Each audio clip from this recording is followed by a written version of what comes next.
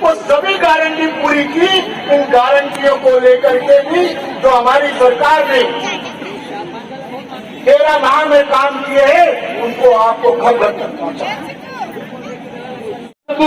विद्यावती सिंह जी हमारे शहर के लोकप्रिय नेता, युवा नेता और 2 बार के पार्षद श्री अरुण सिंह जी की माता जी हैं और कांग्रेस के प्रत्याशी ने इनके समर्थन में नाम वापस लिया और निर्विरोध निर्वाचित हुई और दुर्ग जिला में भारतीय जनता पार्टी का सर्वप्रथम खाता आपके माध्यम से खुला है। इसके लिए दुर्ग शहर के समस्त कार्यकर्ताओं का मैं कार्यकर्ताओं की ओर से उन्हें बहुत बहुत शुभकामनाएं देता हूं और उनका अभिनंदन करता हूं। अब वो जिन पैसा दे है वही पैसा में रोड बने हैं और कांग्रेस से अपन श्रेय लेवल पे कांग्रेस से पूछे थे क्या काम करे तो कांग्रेस अपन ठगड़ा बांध बनाई करती 18 करोड़ रुपया राज्य सरकार के खर्चा करे 18 इंच में पानी नहीं आए ये कांग्रेस के दे नहीं और दोनों वो एक प्राइवेट आदमी लग बेच दे ठगड़ा बांधला वो ठगड़ा बांधला 11 साल के लीज में वो कांग्रेस के महापौर और कांग्रेस के सत्ता 11 साल पर वो ठगड़ा बांधला महापौर के डायरेक्ट चुनाव करावत थे एक लिए हमारे भारतीय जनता पार्टी का मैं सादर धन्यवाद करत हूँ और हमारे संगठन और हमारे कार्यकर्ता और भारतीय जनता पार्टी के एक कार्यकर्ता दुर्ग नगर निगम के हमारे जनता भाई बहनी मन भारतीय जनता पार्टी पर पूरा भरोसा करते। पिछले 5 साल हमारा पानी में बहुत तकलीफ हुए है। इवन बरसात के दिन में 4-4, 5-5 दिन हमारा पानी पर परेशानी झेलने पड़े है। ठंडी के दिन में लाइट चल जाती से आए दिन लाइट जाती से जैसे ही कांग्रेस की सरकार बनी से तुरंत प्रधानमंत्री आवास ला बंद करा दी। एक कत्ता बड़े तकलीफ हो से जिला आवश्यकता रही से प्रधानमंत्री की आवश्यकता रही से एमन बोलते कि भारतीय जनता पार्टी अपन वादा खिलाफी काम करते। आप मन बताओ जैसे ही हमारे भारतीय जनता पार्टी के सरकार बनी से हमारे भैया आदरणीय विजय बघेल जी बैठे हैं जे हम महतारी वंदन योजना के घोषणा पत्र बनाई से और जैसे ही सरकार ऐसे तुरंत सरकार आते ही दूसरा महीना से हमारा महतारी वंदन योजना के पैसा मिले धरी से हमारे भैया आदरणीय गजेंद्र यादव जी विधायक 1 साल में 250 करोड़ रुपया 250 करोड़ रुपया मायने रखते और आप मनला काम हाथ धरातल में दिखत भी हुई। तो मैं आप मन से यही निवेदन करूं कि भारतीय जनता पार्टी के रीति नीति विचारधारा और कांग्रेस के काम में आप तुलना करो और करबद्ध निवेदन है कि अपन भारतीय जनता पार्टी का अपन बहुमूल्य वोट देके भारी मत से विजय बनाओ। यही बात के साथ में अपन वाणी का विराम मैं सम्मान आग्रह करता हूँ हमारे जिला भाजपा अध्यक्ष श्री सुरेंद्र कौशिक जी से माननीय विधायक गजेंद्र यादव जी के स्वागत के लिए विनम्रता पूर्वक मेरा आग्रह है। हमारे जिला उपाध्यक्ष श्री खिलाना है। ये जो साधन कमल के चिन्ह ले खड़े हैं ये आने वाला दुर्ग के तकदीर और तस्वीर बदले। आप सब जन से निवेदन है आप भारतीय जनता पार्टी के जमो 60 के 60 और हमारे महापौर श्रीमती अलका बागवान जी कमल के बटन में दबाओ ताकि हमारे दुर्ग का जो नाम है और नाम के हिसाब से विकास कर सकें। 1 साल पहले आप अनमोला आशीर्वाद दे रहे हो 6 महीना पहले भैया विजय बघेल जी आप आशीर्वाद दे रहे हो। हम अलो समझ कह रहे आप और हम अलो तो हर मातारी मन्ना मन 1000 रुपया महीना देवो करके कोनो विश्वास करने से कोनो विश्वास नहीं करने से बोले हमारे दुर्ग के पार्टी के जिला महामंत्री के रूप में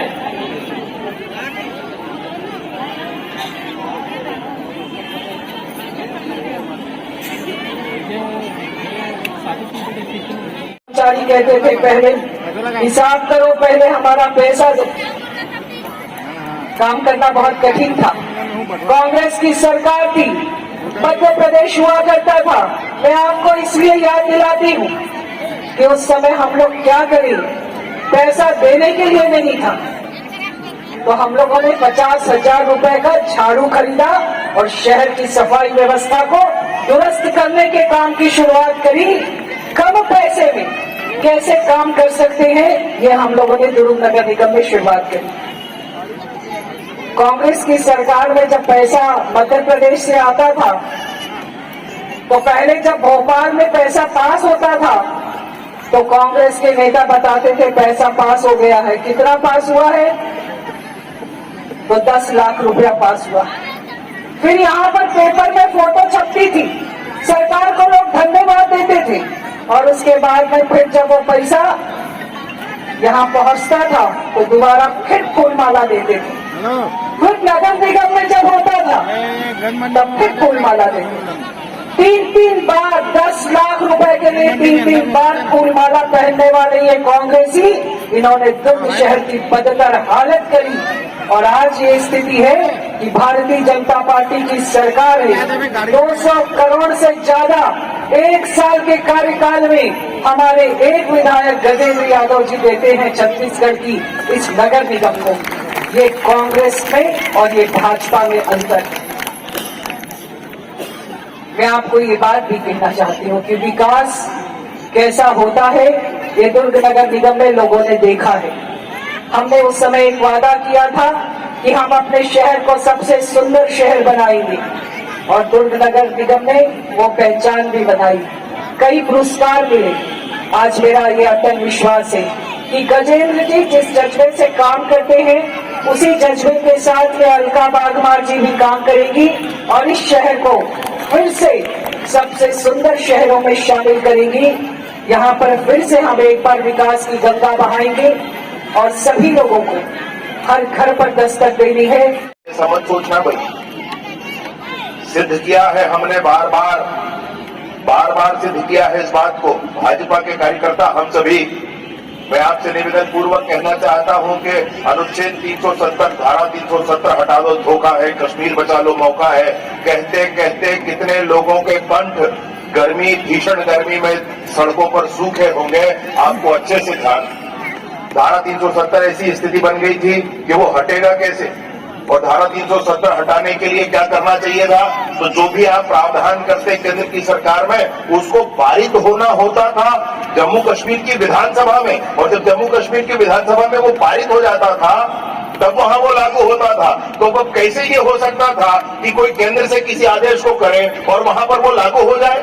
370 हटाने के लिए भी 370 हटाने के लिए भी केंद्र से आदेश अगर हो तो भी वो वहां पर पारित होने की जरूरत होती थी। मेरी बात समझ रहे? कैसा डेडलॉक बनाकर छोड़ा गया था, कभी नहीं हो सकता था ऐसी स्थिति बनाकर छोड़ी गई। भाजपा के कार्यकर्ताओं ने प्राणपण से सन 1952 से जब डॉक्टर श्यामा प्रसाद मुखर्जी वहां गए उन्होंने प्राणोत्सर्ग कर दिया जम्मू कश्मीर के लिए, और तब से भाजपा के कार्यकर्ता कहते रहे कोई सीटें नहीं आती थी भाजपा की, तब भी भाजपा के कार्यकर्ता यही कहते थे, इस विचारधारा के साथी यही कहते थे। और जब सीटें आई हमारी, सरकार आई हमारी, तो आपको ध्यान होगा जम्मू कश्मीर में भाजपा की गठबंधन की एक सरकार बनी थी, उस सरकार को बर्खास्त करके, और जब वहां पर विधानसभा नहीं रह गया था तब एक दिन अमित शाह जी राज्यसभा में पहले ये कहते हैं कि प्रेसिडेंशियल ऑर्डर से लागू हुआ अनुच्छेद 370 के अधिकतम प्रावधान यानी धारा 370 आज सुबह प्रेसिडेंशियल ऑर्डर से समाप्त कर दिया गया है। तब कांग्रेस के एक नेता वहां खड़े होकर पूछते हैं कि ये तो वहां तभी लागू हो पाएगा जब जम्मू कश्मीर का सदन इसको पारित कर देगा। आपको ध्यान होगा जब जम्मू कश्मीर का सदन भंग था, और जब जम्मू कश्मीर का सदन भंग था तो ये कहा गया कि जो विधानसभा भंग है उसकी शक्तियां लोकसभा और राज्यसभा में हमारे संविधान के आधार पर निहित होती हैं, और इसलिए लोकसभा और राज्यसभा में जब ये पारित हो जाएगा तो इसको जम्मू कश्मीर में लागू माना जाएगा। भाई सालों साल सोच कर चली गई रणनीति, और भारतीय जनता पार्टी के कार्यकर्ता इतने जिद्दी कि 1952 के बाद से पीढ़ियां बदल गई। वो जो कार्यकर्ता उस समय काम करते थे वो नहीं रहे, पीढ़ियां बदल गई, कार्यकर्ताओं की पीढ़ियां बदल गई, लेकिन भाजपा के कार्यकर्ताओं का संकल्प नहीं बनता, 370 हटकर रहा। ये भाजपा के कार्यकर्ताओं का संकल्प है, और इसलिए भाजपा के कार्यकर्ता देवतुल्य कार्यकर्ता, इसलिए भाजपा के कार्यकर्ता देवतुल्य। कहा था कि रामलला हम आएंगे और मंदिर वहीं बनाएंगे। बार बार भाजपा के घोषणा पत्र में यह विषय होता था, कहते थे कि मंदिर वहीं बनाएंगे, कहते हैं किसी नहीं बताएंगे लेकिन ये लोग, और वह भी बताया गया। 500 साल की प्रतीक्षा के बाद भगवान राम का मंदिर, अरे भगवान राम का मंदिर अयोध्या में ही बनाने की बात कह रहे थे, कोई हम जाकर ये इंग्लैंड और अमेरिका में नहीं बना रहे थे। भगवान का मंदिर अयोध्या जी में नहीं बनेगा, भारत में नहीं बनेगा तो क्या इंग्लैंड और कनाडा में बनेगा? और भारत में वो भगवान राम का मंदिर भी बनने का सौभाग्य अगर हमें मिला है तो वो भाजपा के कार्यकर्ताओं को ही मिला है, और इसलिए भाजपा के कार्यकर्ता देवतुल्य कार्यकर्ता है। मैं आपसे निवेदन पूर्वक, भाई कोई कहता है भाजपा के कार्यकर्ता देवतुल्य करता है, उनको प्रणाम करता हूं, जिसका बहुत बड़ा कारण ये है भैया। और आज हम एक साथ अगर एकत्रित हुए हैं तो फिर एक चुनाव के लिए एकत्रित हुए हैं। भाजपा के लिए चुनाव जीतकर और उस पर बैठकर मलाई खाने वाला विषय नहीं होता है भाई। भाजपा जब सरकारें भाजपा की बनती हैं तो मेहनत करके काम किया जाता है, मेहनत करके काम किया जाता है।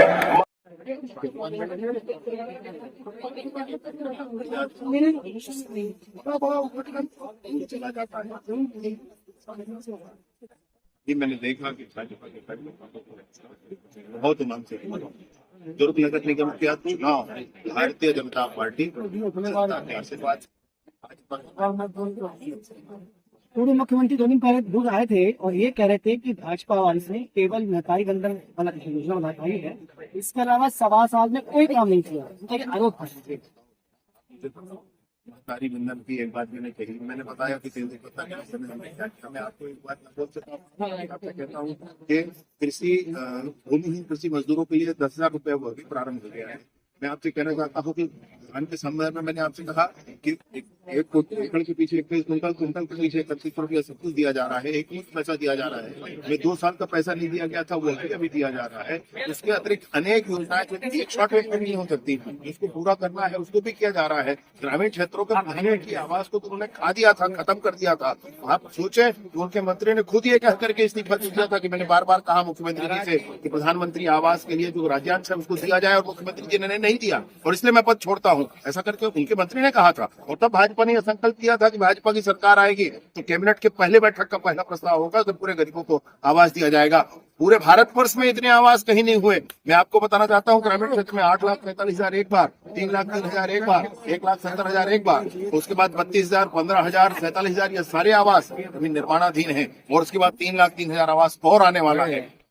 1.5 साल में भैया 18 लाख आवास पहुंचने की स्थिति है। पूरे भारतवर्ष में कहीं ऐसा नहीं है जितनी विष्णुदेव जी की सरकार में। एक आरोप और लगाया था उन्होंने, भारतीय जनता पार्टी हार गई है इसलिए चुनाव नहीं कराना चाहती थी, चुनाव देर से करा रही थी। 6 माह वो थे उस समय जिन्होंने इनडायरेक्ट कर दिया था चुनाव को, मालूम था जनता का नब्ज क्या है, इसलिए उन्होंने इनडायरेक्ट कर दिया था। भारतीय जनता पार्टी ने तो विशुद्ध रूप से ये समझते हुए कि पूरे क्षेत्र की और पूरे निकाय की उन्नति तब होता है जब अध्यक्ष के भाव के साथ कोई बैठता है, और इसलिए उसको फिर से स्पष्ट करके डायरेक्ट चुनाव किया। पिछली बार तो खरीद फरोख्त कर लिया, पिछली बार तो पार्षद लड़ाए और पार्षदों को उठा पटक करके उन्होंने अपनी सरकारें बना ली थी। अभी जो भी जीत कर आएगा, जनता का जिसको आशीर्वाद मिल जाए वो यहाँ नगर निगमों में, नगर पालिकाओं में, नगर पंचायतों में काम करेगा।